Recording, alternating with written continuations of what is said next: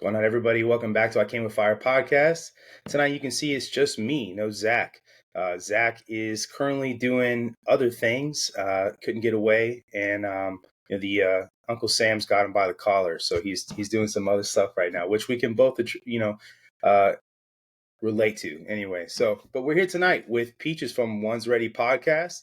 I know a lot of people that listen to us have listened to One's Ready, so you guys know who Peaches is already. And we've had on Trent and Aaron before as well. So now we have the entire set. So got the short one with you. That's right. I almost said that. I was like, we got the shortest in the group. But I got called a leprechaun not 10 minutes ago by my wife. So dang. That's the way we roll in this house. Oh, do you? Yeah. Oh yeah, yeah. Feeling. Like I said earlier, we were at a cross country event for my daughter, and and the course at that one section where there was a turn wasn't marked very well, and so I found myself directing traffic, and she's like, what were you, the little leprechaun in the woods going, yeah, go that way. You do a pretty good impression. Kind of had that look. I think it's pretty good. Definitely. Just need the hat and the stockings. There you go. Now you know what you can do next St. Patrick's Day. Yeah. You can go for it. If you haven't ever done that already. But yeah, my wife. Oompa all day long. Oh yeah. Oh yeah. I've seen the pictures actually. And it's pretty good. My wife's family is all like super tall. They're like 6'8", and she's like 5'6". So it's like I don't know what the hell happened. She got the leftovers or something. I don't know. Your dad's pretty tall.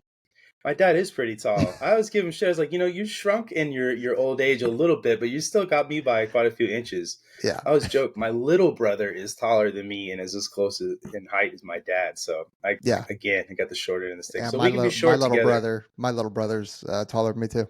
Right. I would say little brother. Yeah. So why don't you go ahead and introduce yourself for maybe people who are listening who haven't listened to One's Ready or know who you are. Yeah, absolutely. So go by Peaches. And then, so I've been in the Air Force for 24 years now, something like that. So still in. So, the obligatory, anything I say is not the opinions of the Air Force or the DOD and all that kind of stuff. Absolutely. But anyway, yeah, so been a combat controller for 24 years, plus or minus a little bit in the pipeline, whatever you want to count that or not. Mm-hmm. And then had assignments in, North Carolina, Hurlburt Field, Florida. Spent 8 years overseas, which is where I, worked with your dad. Right. Got time out at Nellis, actually currently at Nellis. And that's kind of it. And then back in 2019, started the One's Ready podcast with 3 other dudes. Mm-hmm. And then kind of been enjoying that podcast game, But you other guys than have that, an awesome podcast. Oh, thank you. We enjoy it. Absolutely. It's we've talked about it before, but it is very much a therapeutic kind of thing for us. Not that's not why we do it, but after we talk, or you can tell if we haven't recorded in a while, it's like, all right, I need to get on and chat with you guys. Getting out, the volcano needs to erupt. Yeah, for sure. Absolutely.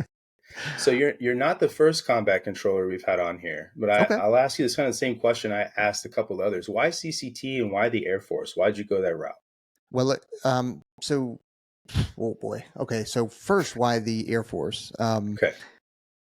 And it was originally pararescue. It wasn't CCT because I didn't know about CCT at the time. The recruiter I had was a great recruiter, but that was the trifold pamphlet time. That was the, hey, here's a TV with a VCR on the cart with the strap going down, and let's wheel it out. Yeah. And it was all PJ. So he didn't know about CCT.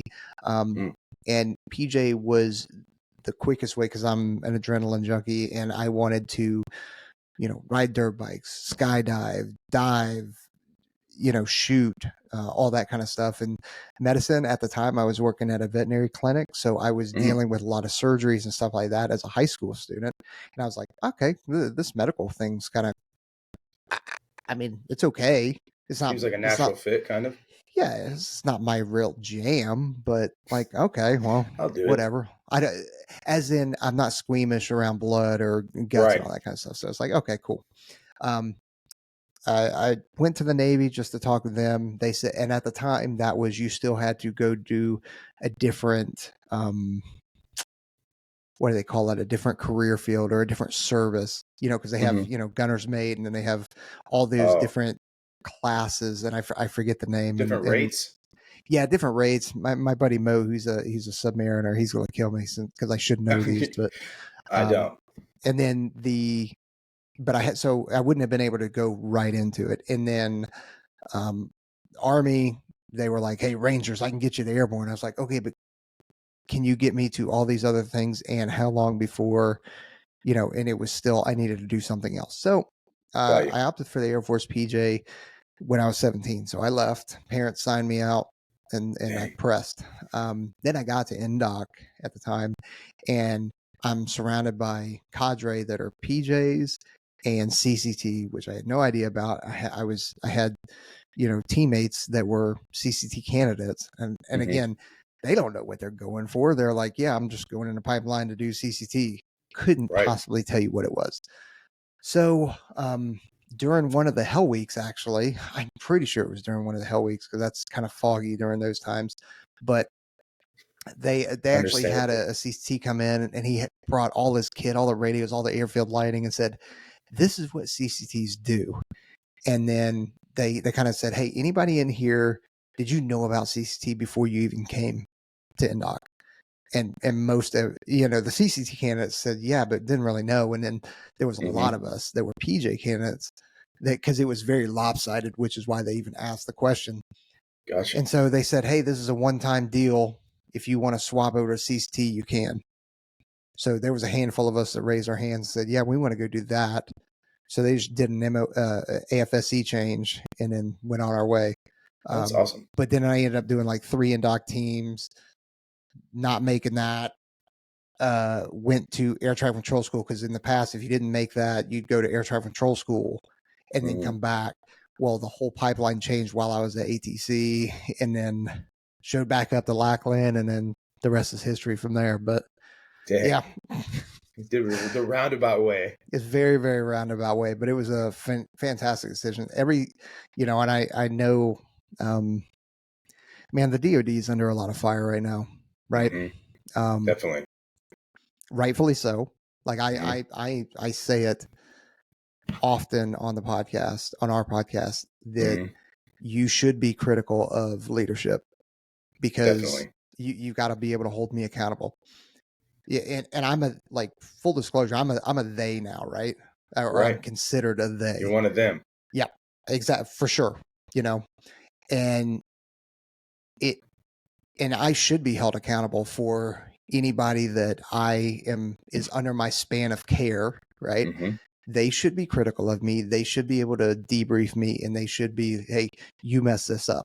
Now, and I should be able to do it on up, to my superiors. But definitely at the same time, there also has to be a point of like, okay, if somebody comes to me and says, "Hey, you jacked this up. You could have done this. You could have done this."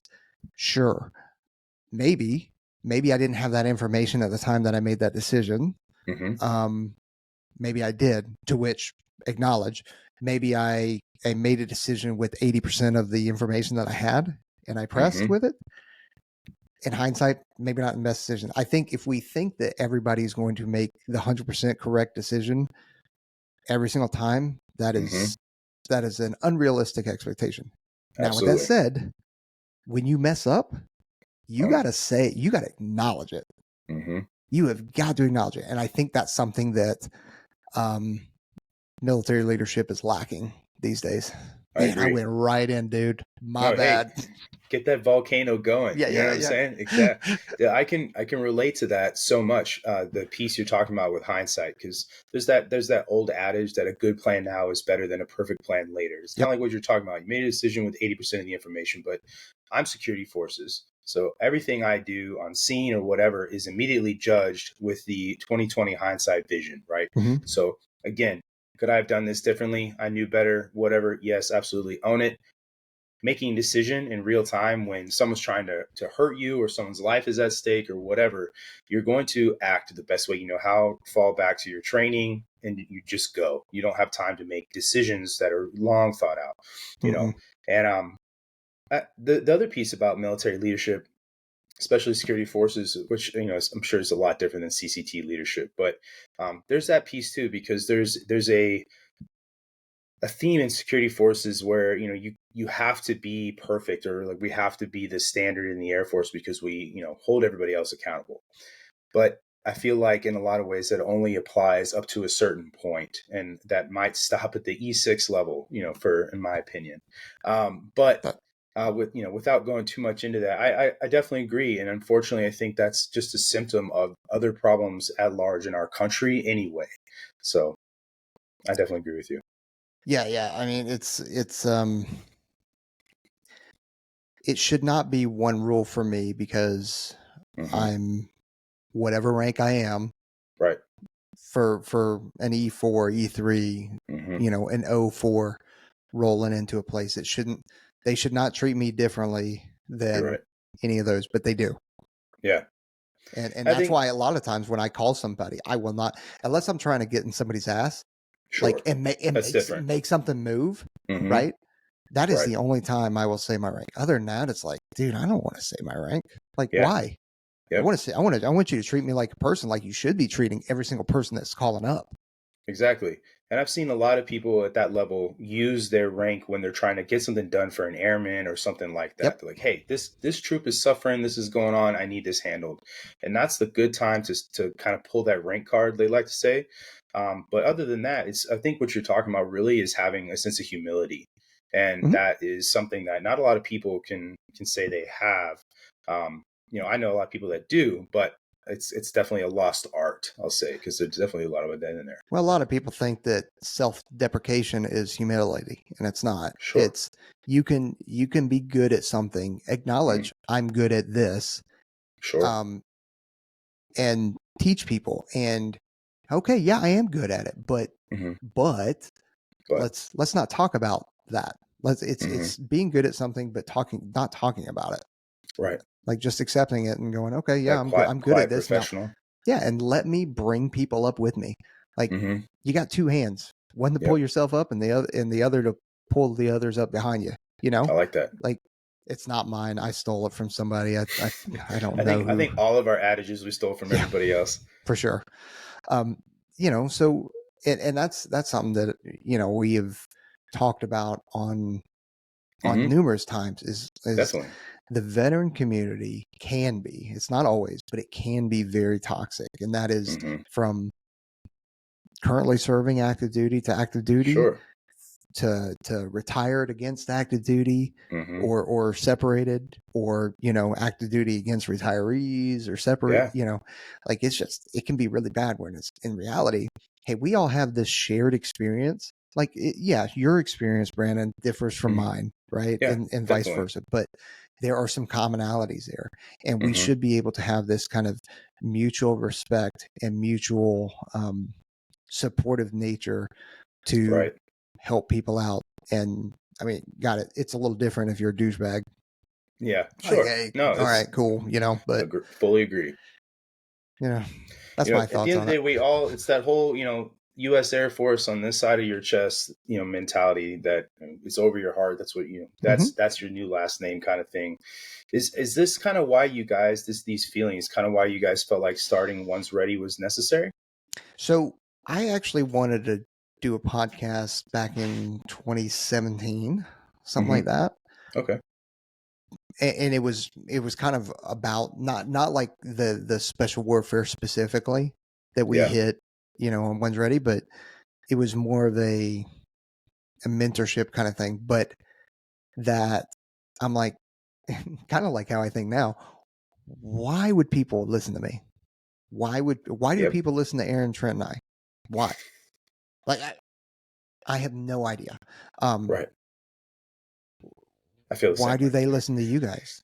Why do they listen to, you know, but then you can pick somebody out, like, right? I can pick you two out, and the conversations that you guys have had, like your recent guest, his name's escaping, kind of gray. Donald Hoffman. Yes. Right. Dr. Hoffman. Why would anybody listen to him?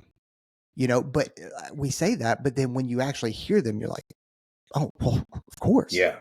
Why am I listening to Joe Rogan? Why am I listening to Drinking Bros? Why am I listening to, you know, right. Maybe it's information, maybe it's entertainment, maybe it's just something to why people listen to music in terms of escaping something, or, Yeah, just, hey, you enjoy it, or you want to learn definitely. something. Mm-hmm. So I was like, why would anybody listen to me? Nah, Mm-hmm. I'm good. And then, Brian kind of brought us together and said, hey, I want to do this specifically on this. And Mm. then it was like, okay, well, let's go into it then. And so yeah, but yeah, I always wanted to, as silly as it is, I wanted to go around being the Matt Foley, Chris Farley, Yeah, motivational speaker, that's that right. guy. Get your little jacket. Yeah, Trying to tell these kids they don't want to live in a van down by yeah. the river, right? But yeah, van life would be pretty sick though. It would be now. Yeah, definitely. Yeah, I've seen some of those vans people put together. I'm like, I could do that. I could live dude, tiny. me, Just me go up and to like Glacier National Park for a month and just oh that would be man, amazing. Glacier's yeah, amazing. me and the wife, we binge watch some YouTube Hmm. van lifers, and Yeah. it looks like an amazing time. Have you been up to Glacier National Park before? I haven't.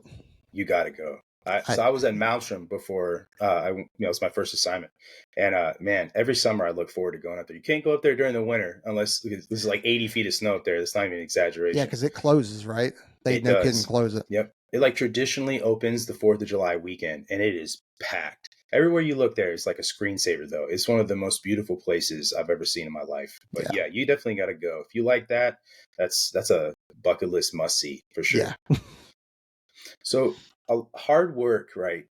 I think nobody would second guess a combat controller's work ethic, but hard work can mean a lot of things to. Well, okay, I saw the Well, I face. mean, We can I talk just about that, I right? just say, because you got to understand, just like in security forces, there's bad apples everywhere, right? That's true. Not So everybody. The pipeline or the assessment and selection does not weed every single person out that shouldn't be there. fair enough. So So, we could talk about both sides of the coin. I was going to mhm. say, what does hard work mean to a combat controller? And then the other side of that coin, you said, what when you can tell somebody is half-assed in something? What does that mean for you guys? Oh, geez, It's a dude, big question. I know that's a it is. massive question. Welcome. Yeah, appreciate that. Hmm. Let me get my power fist up. Yeah. Okay. Yeah. No, like I'm a big believer, if you tell somebody you're going to do something, you do it. Hmm. Obviously, there are extreme circumstances that, like, oh, ended up in the hospital, car Hmm. crash, got sick, like whatever. Yeah. Um, but if you tell somebody you're going to do something, you do it. Hmm. You don't walk by, you know, a trash can that's freaking towering high and just try and balancing a little bit more on there. Right. If you see a water jug that's empty, like, you refill it, Hmm. or not refill it, but you change it out. Hmm. Um, those kind of things. If it's cliche, but I always say, you see work, do work, Hmm. right? So if you see something that needs to be done, don't save it for somebody else. Hmm. Like, just knock it out. Assuming you got time. Assuming you're not going to be late to pick up your daughter from freaking school or something like that.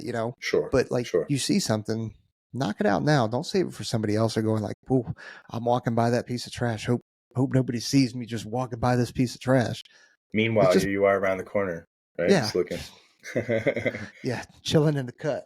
Exactly. Yeah. So, um, I think that kind of thing. Hmm. And that's not hard work. That's just being a good teammate, being a good dude. Hmm. You mentioned earlier, kind of representing yourself, or representing, I forget in what context you said it, but it was something like that. You're representing something, but you really are. As Hmm. soon as we put the uniform on and we are stepping into another, well, not just within our unit, but, how about this? Security forces on the gate, Hmm. right? They Sure. are usually the first person that somebody is going to see, whether, when they're coming in the gate. That Yeah. might be another active duty member, that might Hmm. be an honorary commander, that might be a civilian, a spouse, somebody from the community that's visiting. Definitely. That is their first impression. Hmm. Now, admittedly, that is, on a 12-hour shift, that is a tough facade to maintain, you It know, is. that for sure. Hmm. And they're never going to be perfect. You never know what somebody's going through the day before, the morning of. Are they fighting with their significant other, over Right. text or whatever? Like, everybody's got some shit going on. Everybody. But you got to be able to compartmentalize it the best you can. And I know that compartmentalization is bad, but I'm saying when you're there checking IDs, using that same example, you got to be like, right. You got to be on point. And not just on point with politeness, but you got to be on point looking for threats, looking for other things, because I mean, we've had it here in Vegas. Yeah. Actually, it was about a year ago. Somebody ran the gate, and they ended up lighting them up. Yeah, I remember that. You never know when that's what happened, especially if you know Nellis, that Craig Road right outside of Nellis. Yeah, that is no joke. Is it? So anyway, all that to say, you are representing the Air Force. As soon as you put the uniform on, you go to lunch at freaking Five Guys or wherever you're going, you're representing yourself. And then throw on that maroon, that cherry, that blue, that black, that gray, green beret. And now you just went, a freaking microscope on that person. Absolutely. And then you start acting like an asshole at the barbecue joint because they got your order wrong. Get fucked. Yep. Oh yeah.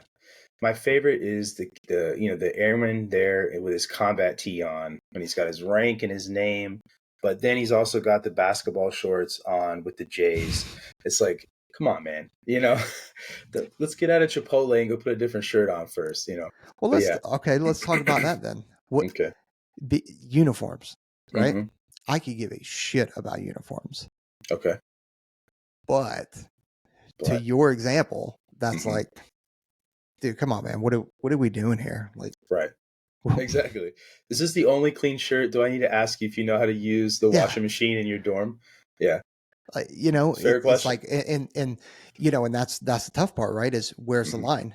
Because I can totally see from the point of view of those chiefs that are like uniforms, fuck, boom, boom, pointing out chasing people down. Where's your cover? Where's your, Yeah, seen it. I get it because that's, the broken window theory and that kind of stuff. If my theory or thought process is a lot more difficult, right? It takes more bandwidth. It takes, because what's the line? What's right? It's more confusing for me. It's probably more confusing for those around me too, because they're like, well, where's the line? What am I, Right. I don't know. It's true. I think that line is becoming a lot more blurred as of late too, and that's something that I know that drives a bunch of old hats wild. Is the new standards when it comes to haircuts and uniform wear, especially women's hair. And my wife was active duty, and she appreciated the ponytail thing, but never did it. And it was like her better sense, I guess, in her subjectively her better sense wouldn't let her do it basically. But I'll say this, as a flight chief with female airmen out there on patrol, I never ever let any of them wear that ponytail, because if I'm somebody trying to do harm to you and I want to manipulate your body, the first thing I'm going to grab is that ponytail, and you're going wherever I want you to go. So I always made it, not on flight, not while you're on duty, at least where you're working. But I don't know. It's become a weird environment, I think, and it's going to be pretty interesting for some of these younger NCOs coming up to try and navigate all that. I don't really envy them. Yeah, they're, the women's ponytail thing is a little bit easier for me to like. I'm like, yeah, man, of course. If I can't imagine having to pull your hair back, put it into a tight bun. They as tight as they had it. I can headaches. You would have some serious headaches. And then so. I don't think it looks bad or unprofessional when they've got the braids and like right on. I don't either. I think the braid looks cool. The beard one's tough, right?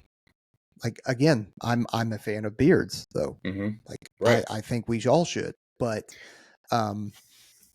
we can't. So, and with the new reg, where's the line? And I opt to just like, well, I ain't gonna say nothing because I don't know. Right. And I don't want to embarrass that person. I don't want to, I don't want to spotlight them or think that I'm, looking at them. I don't, again. So, and uniforms aren't really my thing. So, right. There's definitely way more important stuff to worry about in Yeah. the day to day. Yeah. What are the big things for you then? That I Lethality, I'm worry sure. about, or the Hmm. little gotchas. No. Things that you worry about with like your troops, right? Like, what are the things that you focus and harp on the most that you feel are more important? Um, Training and readiness in terms of making sure that we are going to be ready for the next thing, Hmm. whatever that is. Right. Um, and I don't mean, okay, I almost said something, but I don't mean current conflicts like Ukraine. I'm Hmm. talking about other stuff that is actually going to be problematic for us. I So I think I know worry what about you mean. that stuff. I worry about mental health and suicide. Okay. Because that is a I like that. serious freaking problem right now. It is. I worry about retention and recruitment, and again, right back to training, Hmm. training and readiness, because training and readiness is impacted by retention and recruitment. Hmm. It's I can't offer, except for a promotion, I can't offer more money Right. except for the whatever is increased in the base pay for Yeah. promotions. I can't promise assignments. Hmm. I can try and manipulate assignments. I can try and get you where you want to go. Yeah. When the Air Force has done a better job with joint spouse, Hmm. if you have, they've The really single changed that around parent a thing lot. too. Yeah. So I'm limited on what I can do. But the thing that I can offer you is service Hmm. in a in a surrounded by a team or a crew. Now, when I say team, I'm probably specifically talking about, your kind of combat Yeah. airmen or your, career Yeah. fields. But I can offer you service and a good time, and folks that'll look after you. A Hmm. cohesive team of people that will look out for you. That's what I can Hmm. offer you. And I know that that is rare on the outside, and you're serving your country Yeah. honorably, Right. So yeah, is it sexy? And would I love to have a much, much larger bank account? And I would love to give people a larger bank account to make their Yeah. lives easier so that they're Yeah. not worrying about their basic housing allowance and whether or not they can Yeah. afford to eat or live, or Hmm. they're living off of Craig Road, Yeah. right? Absolutely. God, I wish Hmm. I could do that. But I can't. Hmm. And neither can any other leader in the Air Force that tells you that, or any other presidential candidate that tells you they can do that. They're full of shit. They Exactly. can't. No. But I can offer you service. Hmm. So, I think that's the best you can do, to be honest with you. Um, I like that you said the mental health thing a lot because, again, this is another thing. We're not combat airmen by any means, but security force members carry guns, mhm. and we take people's feelings and their thoughts and things going on in their lives really personal because you're always at risk, and it's not just, the gun on your hip, it's the person that you're going to something with, the other people you have to take care of while you're on patrol or, on scene doing something. So, um, I know for a lot of people, this is increasingly becoming a very hot ticket item, wanting the Air Force to do something, or the DoD at large. It's not just the Air Force that's suffering from suicides, right? And in fact, when I was working in a joint service environment, there were a lot from other services that unfortunately I had to be involved with. But I don't know the solution. I wish I did. I know that caring for people and trying to give people opportunities to heal and get mental health, mental aid. But as far as the solution, I really don't know. I think that a lot of those issues would be solved if we had more people at work. And I think those retention issues and recruiting issues tie in a lot with that because Mhm. the whole doing more with less, thing is a lot of people are getting tired of it. But yeah, I wish I had the solution. But I'm not going to lie to you. When I asked you what you cared about most, um, I didn't expect that answer. Not because that I didn't think that's what you cared about, but um, I was thinking that I was going to get a more tactical, lethality, readiness answer, and that's where you went, and I like that. So respect for sure. No, You I thought mean it. You it. thought it was going to be mental health or suicide was going to be my number one. No. I didn't Oh, even okay. think you would say that. And what I'm Oh, saying is that I was expecting you to be like, you know what, man, that PT score, that, combat readiness or whatever, but those things are all important too, but that you have to be mentally ready. And I was saying that I respect the fact that yeah. you included that in your answer. Because Well, that, yeah, well, okay. So going into that a little bit, right? You're talking about one solution. I don't think there is one solution because everybody has yeah, different struggles. Yeah, I think the aspect of recruitment and retention and getting more people in the workplace would be ideal. definitely. That is surely an aspect of it. Another aspect of it is what we did the last, from 2020 to Hmm. 2022 or 23, whatever it was, Oh yeah. right? What they're trying to do again. Hmm. That's an aspect of it. Um, I also think it's an aspect of not having a, I'll just say a purpose. I was going to say like Afghanistan, like we had that is what we did, for Hmm. GWAT or whatever. Like we knew it. We'd deploy. We'd come Hmm. back home, rest, refit, train, deploy. Hmm. Like clockwork. And it gave us purpose because we Hmm. knew what we were going down there to do is righteous. Now, maybe not from a U.S. policy, strategic, like whatever. That's not for me to like dive in on there. But like we knew what we were doing, and it wasn't. Hmm. It was doing what is right by the dude next to me, not whatever policy or ROEs or rules of engagement were there. So Hmm. I think purpose. So when we start talking about like, hey, how do we solve this? Like, Hmm. obviously, if it was an easy problem, it would have been solved a long time ago. You're right. And there's a lot of different methods to it.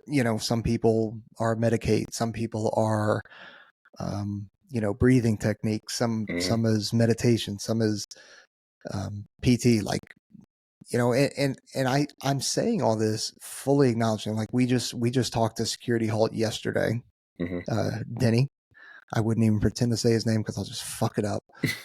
Denny from Security Fair Halt. enough. We talked to Eric Cusson from Same Here Hmm. Global, Hmm. which is mental health. We've talked to Rachel Waters. We've talked to a lot of people about mental health, Hmm. and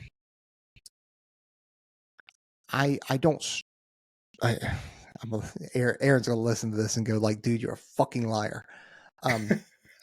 But I don't struggle with mental health issues like Hmm. other people do. So it seems, right? Okay. And like I don't struggle with depression. Hmm. I've got like no anxiety. That's Um awesome. yeah, and I'm so fortunate, right? So I don't necessarily know that it's something that I'm doing right or wrong. I Hmm. just just lucky. That's all it is. Um so I am trying to change myself to be more empathetic Hmm. and understanding when it comes to depression, anxiety, suicidal thoughts. That doesn't mean that I'm cold or callous to it. I'm Sure. in fact, I'm probably more um, because I want to understand it and I want to prevent it. But man, I don't know what the fucking answer is, dude. And Yeah. I know that when I have purpose and it's almost like bumpers get put up, and Hmm. because I have purpose that I am driving towards, and everything else is just noise. I don't even Yeah. pay attention to it. And from me, Hmm. that and like fitness, I Hmm. think is what keeps me right. Yeah. I don't Fitness know is a that that's big the thing. case for everybody. Yeah. No, I mean, for me, I used to lift weights a lot and I stopped doing that. I got just, kind of not the feeling I thought I would get from it. So I started running a lot more. And that is kind of where I realized like this is actually clearing my head in a way I thought lifting would. And as I've gotten to the point where I can run longer distances, it actually makes a way bigger difference than just running a mile or two. Go out and Yep. do 6 miles is so much different. Yeah. And but I agree with you. I think the fitness is a big aspect of that too. But the purpose piece has always been a frustrating part to me for the past, especially being where I'm at, where I'm stationed. Security forces is doing a really good job at kind of self-destructing when it comes to what makes us who we are. And I think that security forces has always kind of struggled with, are we going to be law enforcement or are we going to be air base ground defense? And then trying to mesh those two together. Not a lot of those things jive. There's aspects that do, right? When it comes to like shooting and efficiency and, being fit to do the job, all those things, they exist on both sides of the house. But one of the things that I see go away so often is hey, it's okay to not do that. It's okay to not do what you're supposed to do. And oh well, I'm gonna probably sound like an old guy when I say this, but very, very, it bothers me very much that security forces is trying to move away from the beret. And I think that, and it's not the same as earning, when like the Scarlet Beret or the Maroon Beret or whatever, but it's still something we had to earn, and it makes us different than the rest of the Air Force. And when I hear senior NCOs and O's say, it doesn't matter, and telling airmen it doesn't matter, and it's just like, man, it matters to me, and just these are things that erode our identity, and identity and purpose go hand in hand. And I think that causes a lot of nihilism in our career field, because I can only speak for what security forces does and says, right? And what my experience in that area is. And that to me is like one of the biggest killers of motivation and purpose, is feeling like, oh, I'm not important. Nothing I do matters. And, I'm just this guy that's ignored out here at this, close bound sentry site, way the hell out here, or at the gate or whatever. And I hate that, because I didn't come up like that.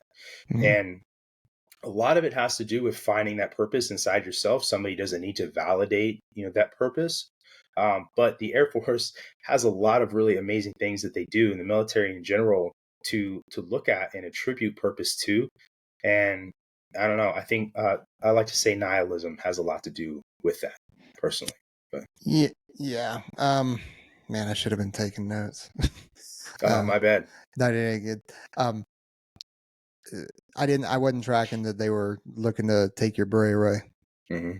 So yeah, it's like an option right now. Either the soft cap, like the operator hat everybody like to say, or you can wear your beret. Some places it's either or for the entire squad. Yeah. Well, let's be real. That the beret is it is superior. Not functional. Whatever. Like it is not functional. It's not functional. Like it's tough. I've mastered the one-handed beret wear. Yeah. Like, one beret, one Can't hand. I've yeah. gotten it. Good for you. Yeah. Didn't do it in a long time, right? Yeah. But it's not functional. It still gets sun in my eyes. It doesn't keep me warm. That's true.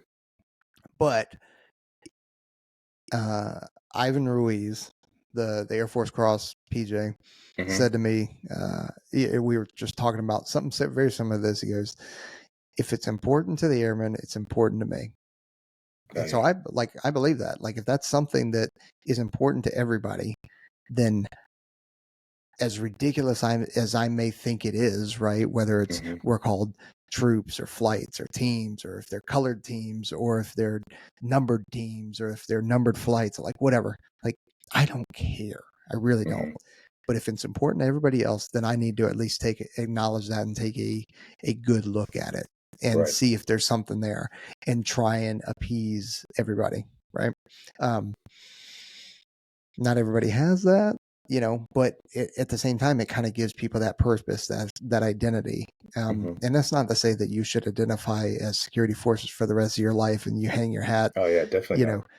Tattoos, freaking, all over yourself about Defensor Force. Yeah. Just going around the collar. That's right. Yeah. But in your Air Force, it's your crew.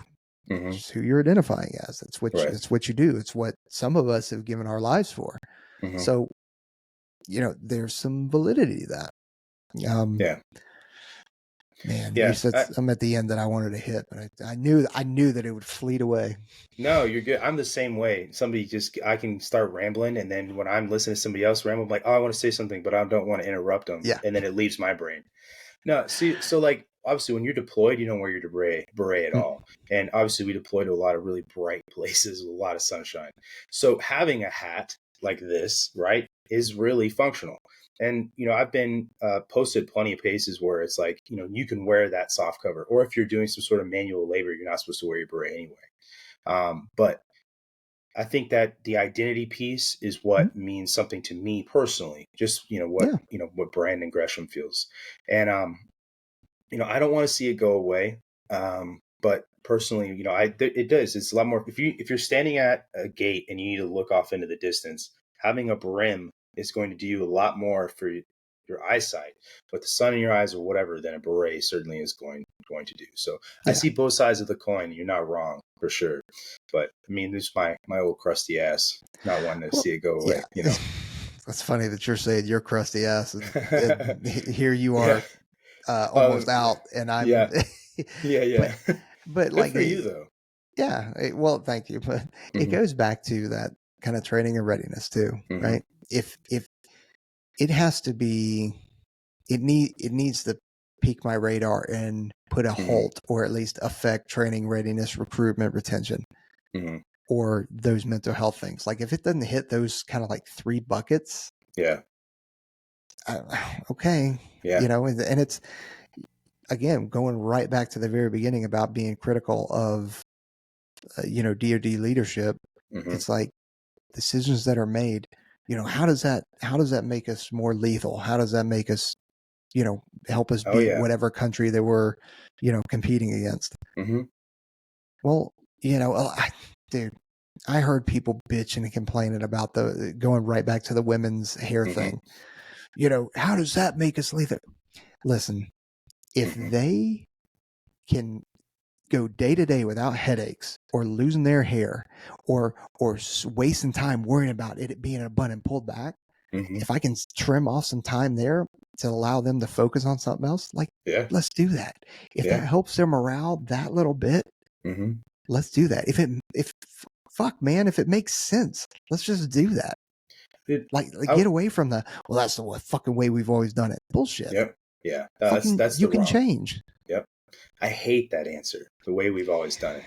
It's just that's the lazy answer to me. I hate that. I get that so often. And one of the things I was going to say, I remembered when you were talking about beards. You said you like beards. I got to go to the NATO Academy in Germany, and it was with all these other countries.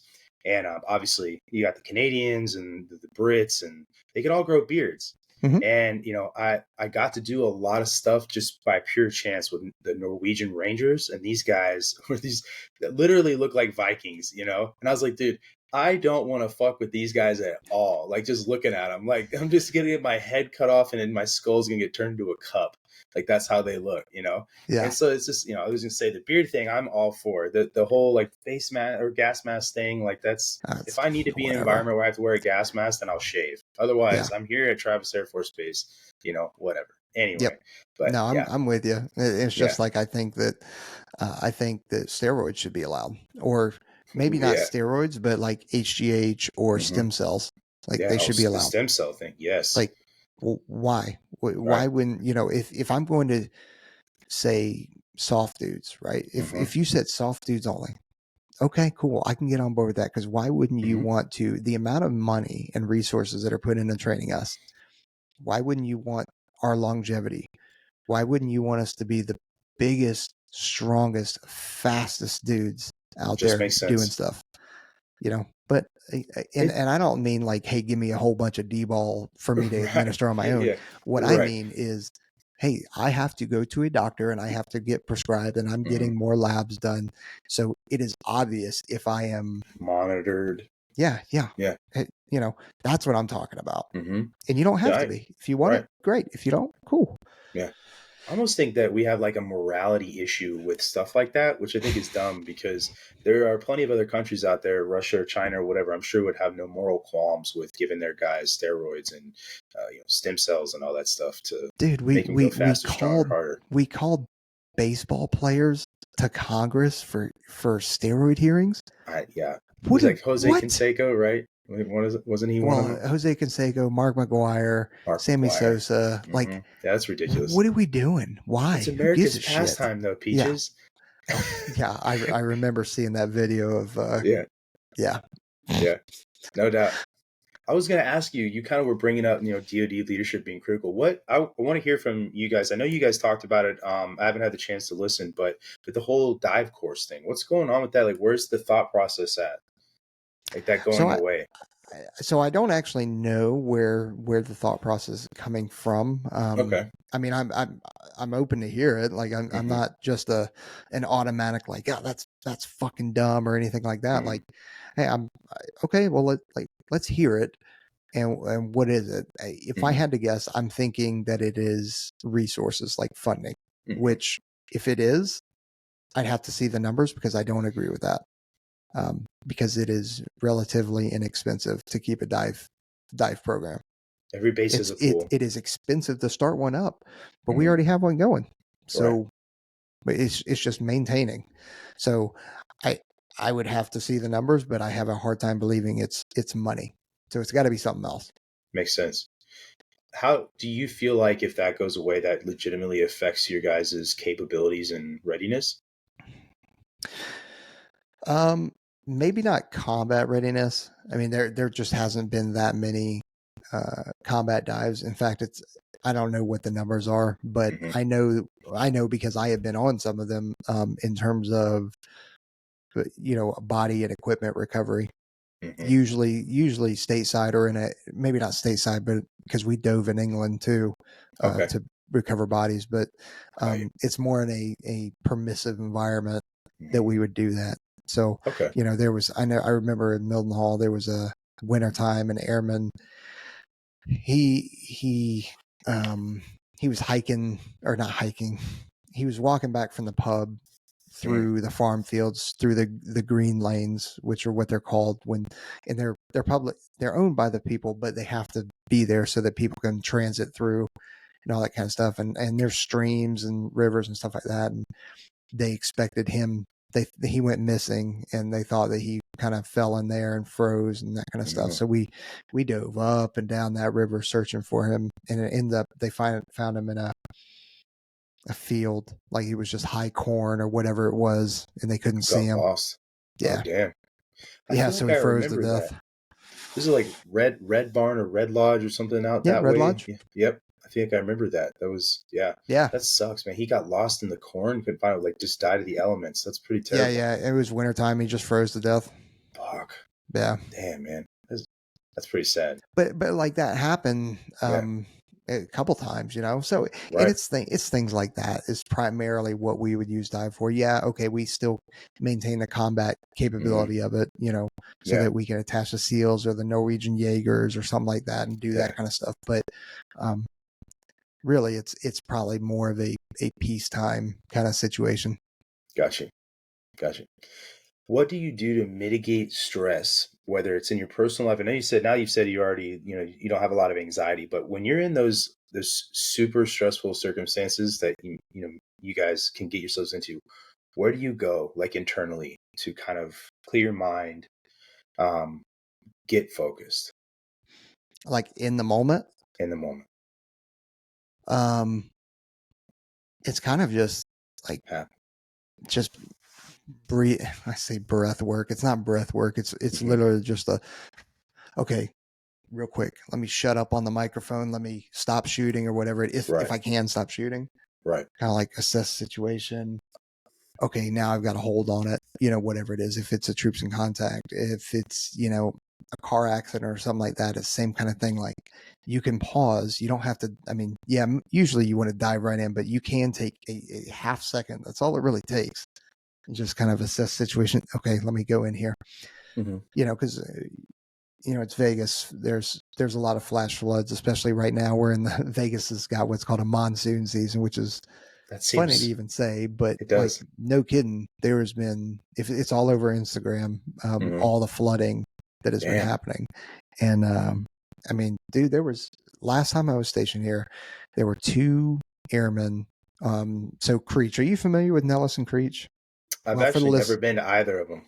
okay. So for those that aren't out there, like you have Nellis that is in the kind of northeast Las Vegas, and then Creech is actually outside of Vegas, Hmm. up kind of in it is higher elevation, but going along that road 95 is 2 or 3 lanes on each side, right? But then there's this massive just kind of ditch, like median, but it's, U-shaped to funnel water. Well, there was an elderly couple that had gotten, I don't know if they tried to beat it or whatever.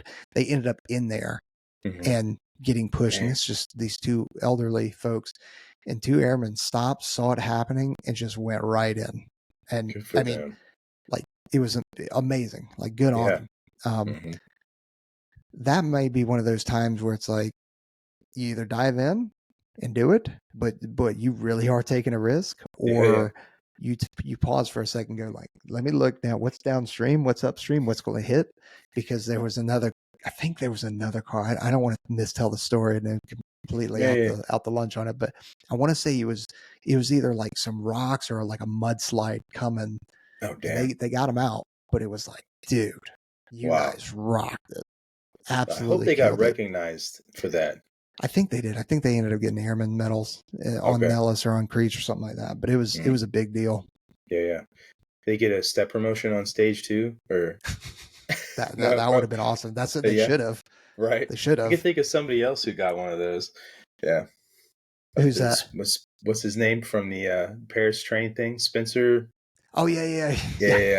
He almost got a double step from because he had I want to say he had a line number for staff on stage. Yeah. And then they were like, hey, you're now going to be like, and I think that if I remember right, I think that caused some controversy because people are like, well, right. Dude, I think I remember that too.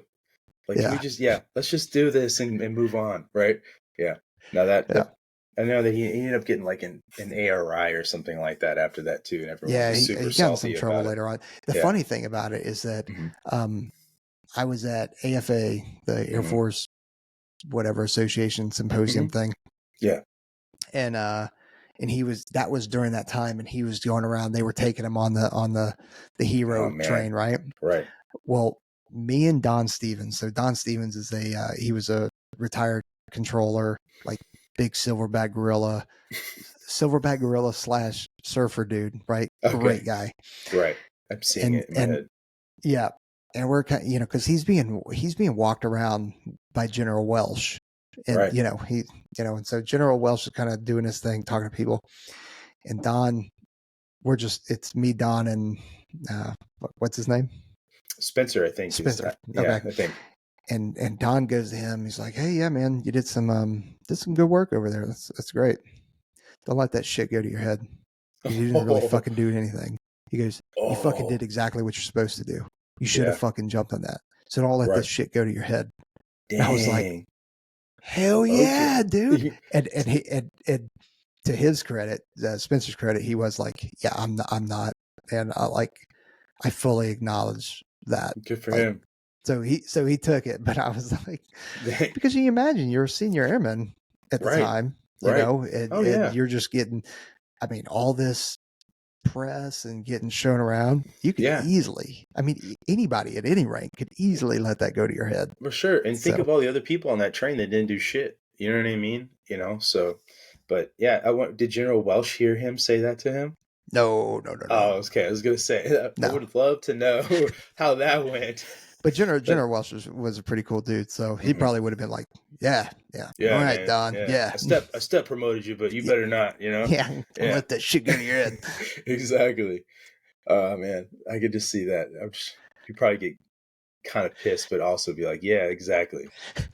So have you done like anything in the training environment with the pipeline, like as an instructor in the past? No. The only thing pipeline related training wise I've done is a podcast, really. I've gone there whenever I'm in town. I always try and make a point of just unannounced stopping in. I've spoken to the candidates a couple times whenever I happen to be in town, but that's it. All of my instructor time has been at the unit, doing OJT or at the weapons school, being an instructor at the weapons school. So, gotcha. How do you like being an instructor at the weapons school? This got to be pretty cool. It's awesome, man. You get to work with the best pilots, best intel, cyberspace, helicopter, special missions aviator, like JTACs, Right. TAC-Ps, controllers. You get to work with the best. And it's pretty awesome because everybody wants to get after it. Everybody's there. We start talking about purpose. Everybody's there for a common mission. And we all, with the amount of intel briefs that we get and the levels of classification that we get, and the real threat, and you're like, oh dude, we are so far behind, or at least we feel it, right? We're like, we know that the consequences are dire, and it's like, all right, we got to get after this. And that is why, like, training is a big priority for me. Like, if something admin wise or something silly is stopping training, like, dude, we either got to scoff whatever that is stopping us from training, which is not the correct answer, and not something that should be promoted probably, but like, dude, let's, the thing that bugs me is when people are so spring loaded to say no. It's like, no, you should, if you have to start with no, you have no, but like, how do we get to yes? Right. And it's not like, oh, this form wasn't filled out, or you didn't do this, or it's like, dude, we got to get after it. Let's go. Come on. Yeah. And I got it. Sometimes, you can't do that in the maintenance world, right? You don't want people to do that in the maintenance world because those jets are so complicated.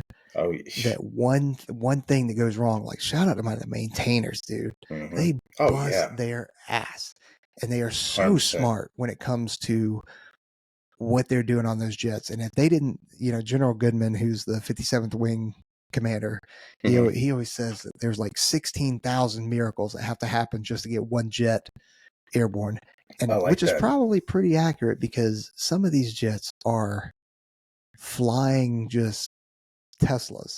Yeah. Oh, yeah. One of the people that I'm pretty good friends with, he does a lot with the 35, and listening to him talk about the 35 is like, dude, it's just a flying computer. You know what I mean? That thing is incredible. Yeah. It gets such a bad rap too. I know. And like, so did everything the first couple, you got to work out some of the issues, right? Yeah. But so you don't go by the first of anything, right? But like, it's incredible. Yeah. And to be clear, it is not. Now, this is where I could start to get myself into some trouble. Okay. When we start talking about A10s, like, because isn't the 35 supposed to replace the 10? It's not going to replace it, but they want it. They're saying that other platforms can do it, which they can in some regards, but not in the regards that they can do it. There's not a single bird out there that has the turning radius, has the low and slow speed, has the ability to carry the amount that they can carry. Like, you're just lying if you say that it can do all those things. Now, the F-16 being, the blue collar worker. I mean, between, like, in the fighter world, the F-16 is the C-130. It is the blue collar fighter of the Air Force. Like, I mean, it really is. And it's not mine. It's the commandant of the weapons school, because he was a Viper guy. He's the one that said that. And I heard him say that. I'm like, that makes sense. When you look at all the mission essential task lists that an F-16 has compared to the others, and the A-10, like, you got A-10 and F-16. Yeah. And then all the others, right? And it's an incredible bird, especially. So, there are planes, the F-15E can kind of put a Band-Aid on it. Same with the F-16. So hopefully with all of those, maybe we can replace the A-10, that capability. Probably not, but is there at least there's some kind of stopgap. Right. Is there some kind of plan out there to have an upgraded, modern A-10? I mean, there's plans for it. There's just not funding or resources for it. Right. Gotcha. Because that thing could still fly for a long time. We would just need engine upgrades and kind of computer upgrades. Yeah. But it's a very, very capable even now. Yeah. Yeah. What would you say has been the most difficult thing you've had to overcome in your career? It doesn't have to be some, an experience you had in combat either. It can be anything that you persevered and maybe you learned something and took something from. Oh man. Well,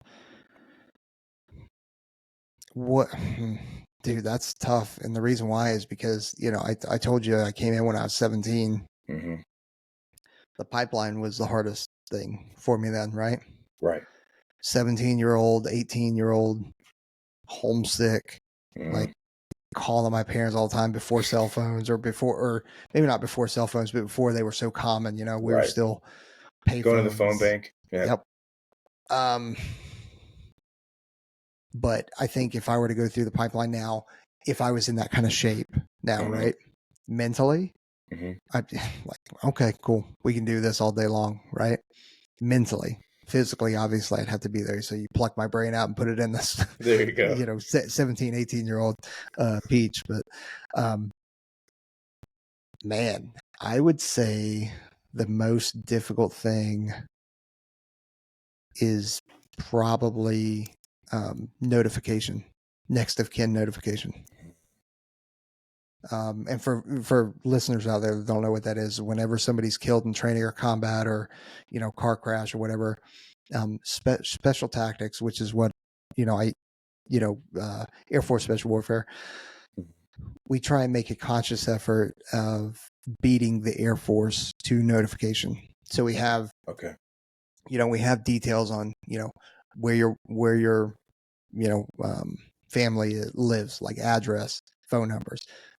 If you're not married, or even if you are married, the parents of that member, Right. we know where we know where they live, because you're going to tell us. And Right. Yeah. and what'll happen is, so the Air Force does notification by, oh, we just got notified that somebody's passed away. Mm-hmm. We are going to get the base chaplain. We're going to get the notification team from that closest base to then go out there and notify.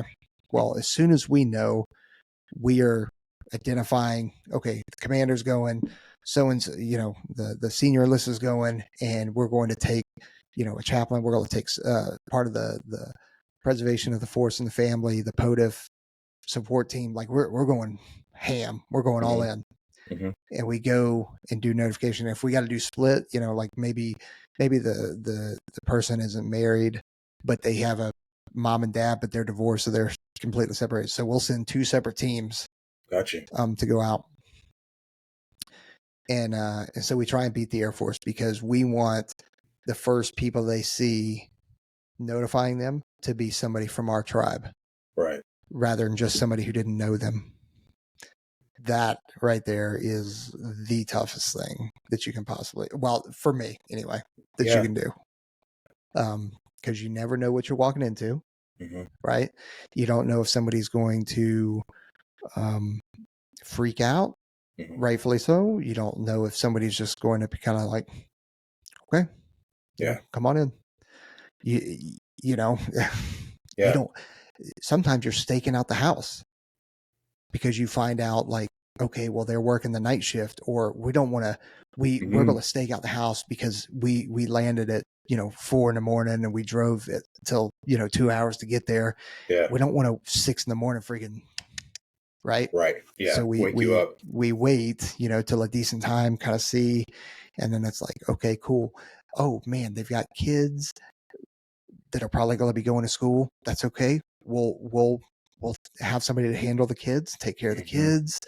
It's a extremely difficult and sensitive situation that you have to get it right. You don't get a second chance. You have to get it right the first time. And it's tough. Sounds like you guys put a lot of care into that, and that is extremely commendable. You guys looking at all those other factors, and it's not an easy thing to do, but trying to do it the best way you can, that's hats off to you guys for doing that. I've not had to make an official notification like that. I did tell somebody that their child died in a car accident. And that's not the same, but it is, I guess, in a little bit, telling somebody their child is dead, I guess. But, oh man, dude. I'll never forget that experience for the rest of my life. Yeah. No, you won't. You Yeah. won't. No, That will stick with you, and you will wake up. It probably has already happened. You will wake up at 3 a.m. in the middle of the night or something like that, and just randomly that thought will pop in your head, and then you will not get back to sleep. my wife can attest to. I've woken her up just to say I need to talk about this because it sucks, man. You know, I Mm-hmm. can't lie to you. There's been security forces. If it's so random what your career can look like as a cop, you know, you could spend your whole 20 years doing missile security, you know, or you could end up being somebody who ended up doing a lot of law enforcement. And so, not everybody has these experiences, but you know, I've had the opportunity to do a lot of these things law enforcement wise. I was at Vogelway Air Base. I'm not sure if you're familiar Mm-hmm. with that, and that's a very up tempo mission. And you know, this some of the brotherhoods that I've made with people there through some of those shared experiences is I'm really glad to have known those people and to know those people and to have them to lean on, because those are definitely at the time I don't even think you realize just how stressful it is to you, but after the fact it becomes a lot of stress that you didn't realize was there. And I'm sure, you know, that experience for you, those notifications are things that they come up over and over again, even when you're not thinking about it. So Yeah, kids are what I think makes it worse. Whether it's the notification or yeah, having dead kids, you know, in your yeah, hands, or man, kids are yep, they're yeah, rough. oh yeah. Nope. I have a couple of kids, and yeah, not something you ever want to think about. So nope. No, no, not at all. No. But earlier we can move on to more happy subjects. You said you like movies. What do you like to watch?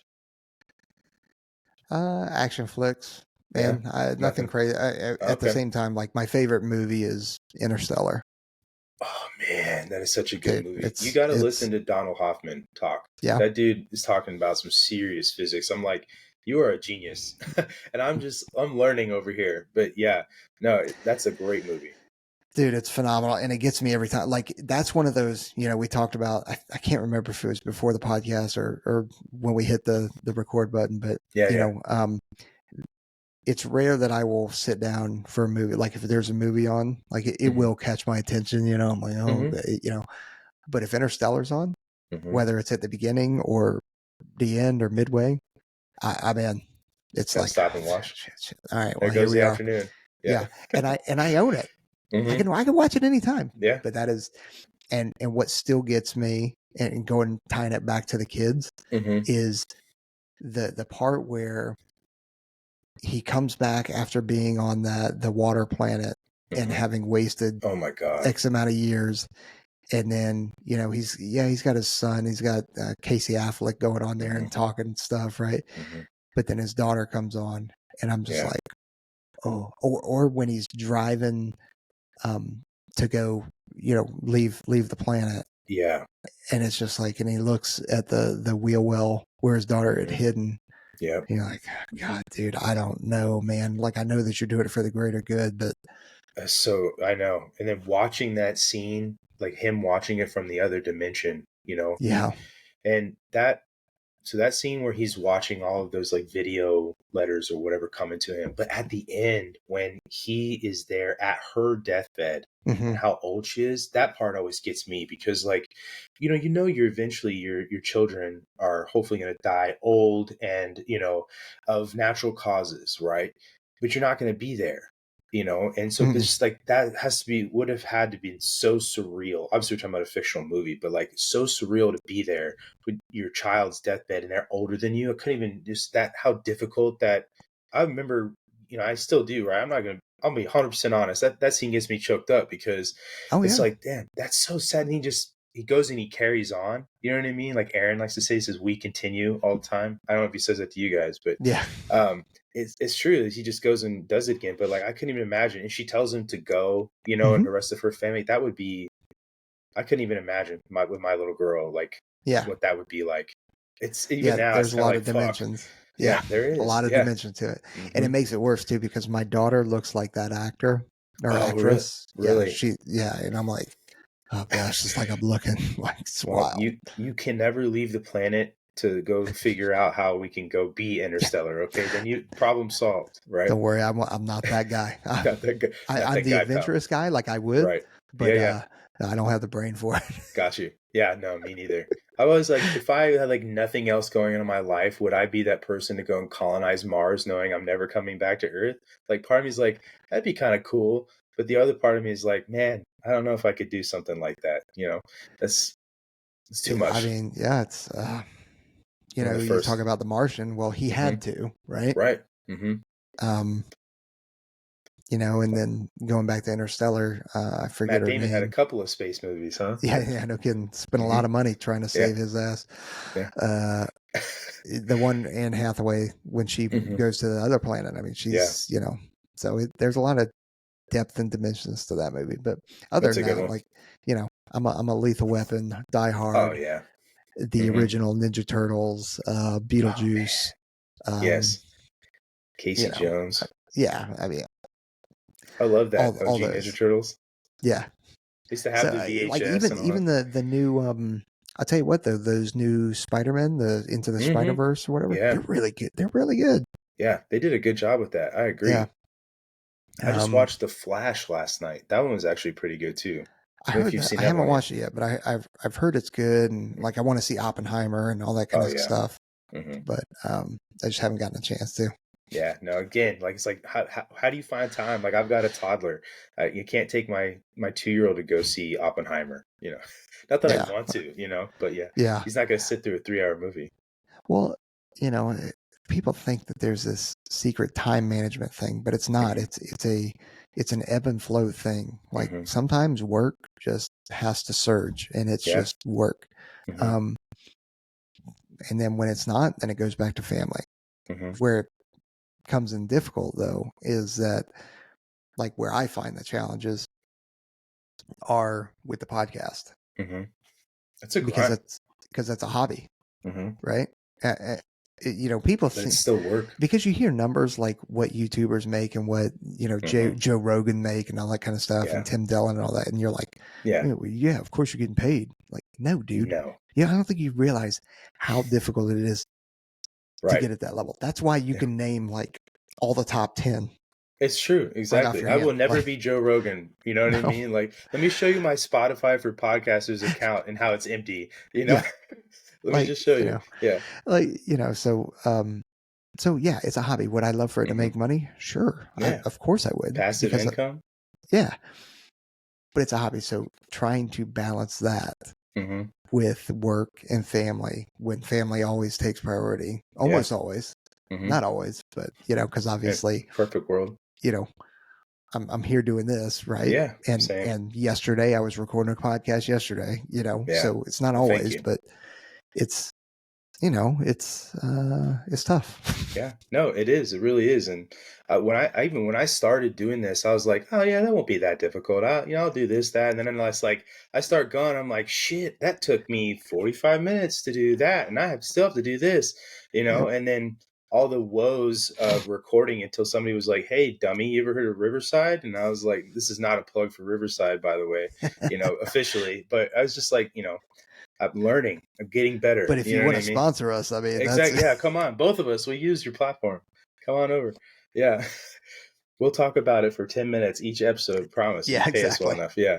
So, but yeah, man, no, it is. This is a lot of work being here. I was, hanging with the family today. I'll have to go find out what my wife's doing when I get out of here and want to spend time with her too. And, putting posts up and, editing out clips and all that stuff. That takes time. It takes time. And, it's time away from your kiddo who's trying to get you to play dinosaurs or whatever, right? Yep. My life, and it's just, I want this to be something. I want me to be something. I want this to be, legacy wise, something for me and my family. And so I care, and that's why I do it, but I'm sure you have a lot of the same motivations. For sure. But I mean, since we're at that point, like, thank you to our families that are out there. Thank you. Thank 100%. you for allowing us to do this, because it is a hobby. It is a hobby. God's and we know it takes time away from all of you. Yes. Time and effort. And so we definitely appreciate it. Absolutely. So I know you got a little bit of time left here, but what's the next move for you? You're coming up on getting out. Or are you? No, I am. I'm 2 years out. Okay. I don't know, man. like we talk about this, right? Mm-hmm. Like that would be the dream, is to be able to make Yeah. this, monetize this, and actually make a living off of it. But Right. how rare is that? Like maybe it's not as rare as I think, but it sure seems like it. Yeah. You know, Could pop. You know, you never know. This could be the episode for both of us.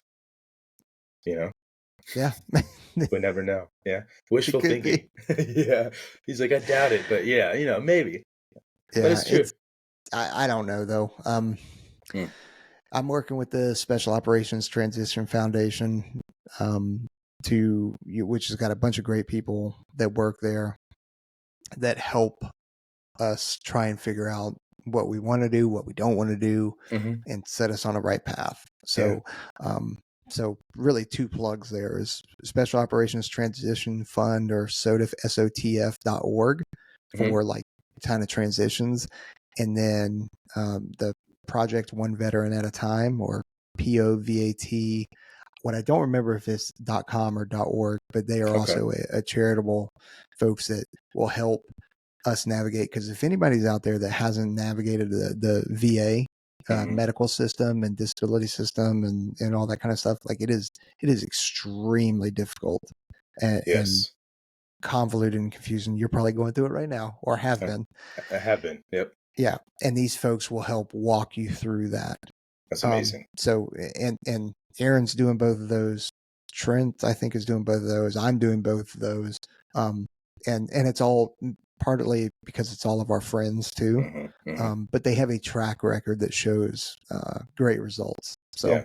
it's a different thing. You know, when you've been doing this for 24 years, I will soon, by that time, I'll have done 26 years. You know, you've put in, you didn't tell me how long you had put in.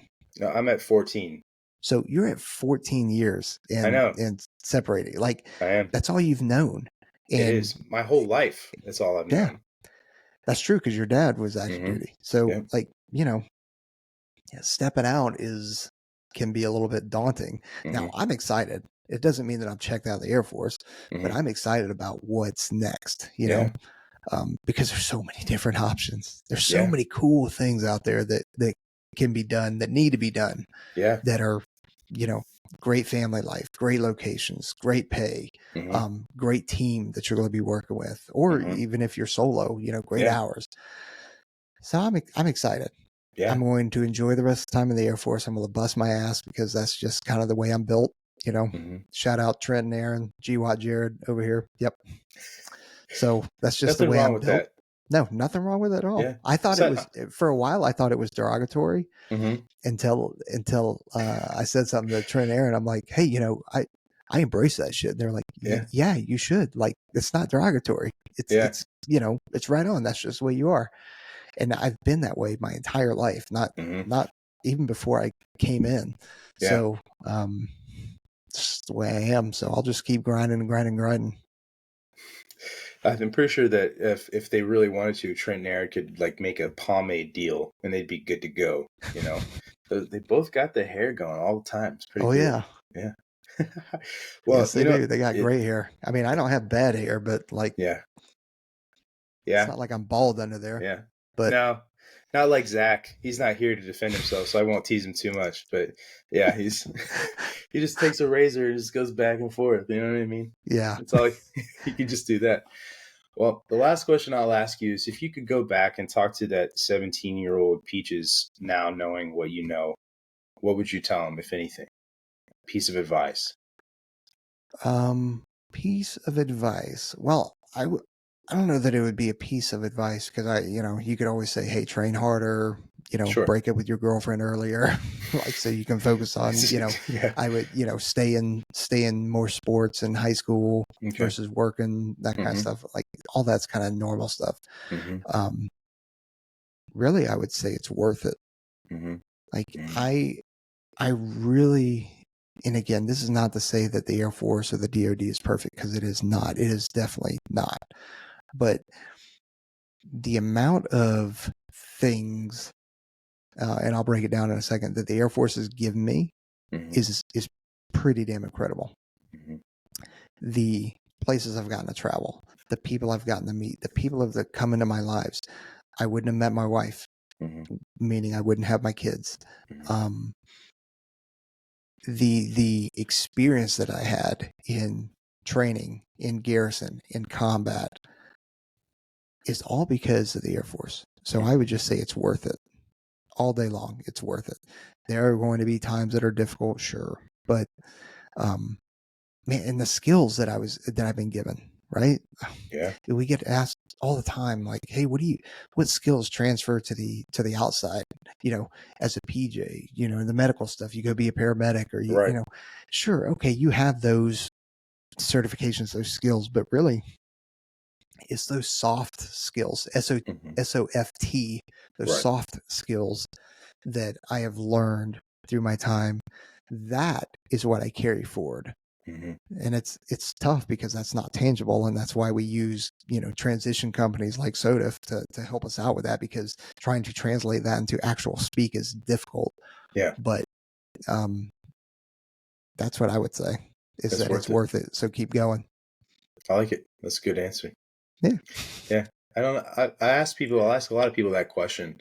Another one I like to ask is like, who's somebody in your life that's a mountain to you, right? That's somebody that not like difficult to get over, but like somebody that you look up to a lot. But, and you can answer that one too, if you want. I like to ask, see what people have to say, but I like, I've gotten a lot of good answers when it comes to what would you go back and tell your younger self, but that it's worth it is a good thing, because it goes back to that purpose thing that you're talking about. You can go and tell yourself that something is going to come out and you're going to come out at the other end good and better. That helps with that. Yeah, for sure. To answer your question though, I would say my dad, probably. I like that. And I won't even go into details or anything like that, because then I'll end up freaking just like, I just say my dad. Your dad, solid. My dad's a good dude too. I like my dad. Yeah, he is a good dude. Yeah, for sure. Well, he told me to tell you hi, so I'm telling you hi, and now there's proof. So yeah. So you can't call me a liar now. Exactly. There it is. I'm covered. Well, thank you so much for coming on and talking to me, man. This was a great conversation, and I enjoyed talking to you. Yeah, absolutely, man. Thanks for having me. I appreciate it. Definitely. Well, hope you have a good night. Yeah, you too, man. What's going on, Fire fans? I Came With Fire podcast is sponsored by Red Clover Coffee and Sheep's Clothing, LLC. Red Clover Coffee is a veteran-owned company with small batch roasted coffees, and they just happen to donate to some pretty awesome charities. Whether you're into specialty flavored coffees, single source coffees, or having a really cool coffee mug and some badass slaps, Red Clover has you covered. You can order ground, whole bean, or even coffee pods and get it all at 10% off your entire purchase using coupon code CAMEWITHFIRE. Again, that's 10% off your entire purchase using our coupon code CAMEWITHFIRE. I personally love their Blueberry Invasion and African Roast. That Blueberry Invasion hits the spot. Head over and get yourself some awesome coffee and support us by supporting our sponsor. I Came With Fire podcast is also sponsored by Sheep's Clothing, LLC. Sheep's Clothing, LLC is a unifying banner for all violent arts, disciplines, professions, and survivors of violent circumstances. Redefine violence. Both Zach and I being survivors of violent circumstances and LEOs in the military, we are especially excited to be able to offer you 10% off your entire purchase with coupon code FIRE10 at checkout. Whether you're looking for an awesome t-shirt, hats, slaps, flags, or MMA gear, they've got you covered. Me personally, I love my snapback with the leather patch surrounded by God's flannel. If you know, you know. That's coupon code FIRE10, FIRE10 at checkout for 10% off your entire purchase. Thank you all so much for supporting this podcast, and if you should feel compelled, treat yourself by supporting our sponsors as well. They truly make a difference for us. Now let's make a difference for them. See you on the next show.